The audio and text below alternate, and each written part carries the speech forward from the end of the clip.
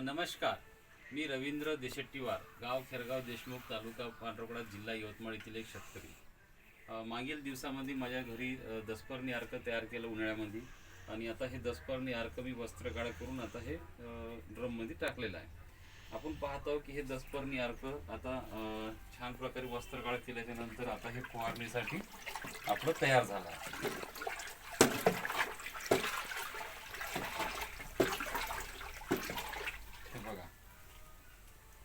दसपर्णी अर्क, हे दसपर्णी अर्क आपल्या पिकावरचे मावा, तुडतुडे, फुलकिडे, पांढरी माशी, जेवढे काही रसशोषण करणाऱ्या किडी आहेत त्या किडीचं नियंत्रण ह्या दसपर्णी अर्कातून होणार.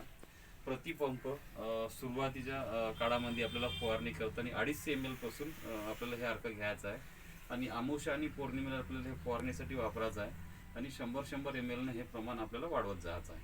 तर अशा पद्धतीने आपल्या इथं दसपर्णी अर्क तयार झालेला आहे, आणि हे दसपर्णी अर्क आपण इतरही शेतकऱ्यांना देण्यासाठी आपल्या इथं उपलब्ध आहे. तेव्हा ज्यांना कोणाला लागत असेल तर आपल्या इथून माझ्याशी संपर्क करावे, आणि हे दसपर्णी अर्क आपल्याला मिळणार. आणि सोबतच आपण दसपर्णी अर्कासोबत आपण लिंबोडी अर्क हे पण आपण तयार केलं आहे. हे बघा, लिंबोडी अर्क 2 बॅरलमध्ये आपलं लिंबोडी अर्क तयार झाला आहे. हे बघा, हा लिंबोडी अर्क आहे. आणि सोबतच आपल्या इथं अंडा ताक अर्क हे पण आपल्या इथं जवळपास तयार केलं आहे आपण. हे बघा, अंडा ताक अर्क 3 भरण्यामध्ये आपला अंडा ताक अर्क तयार झाला आहे.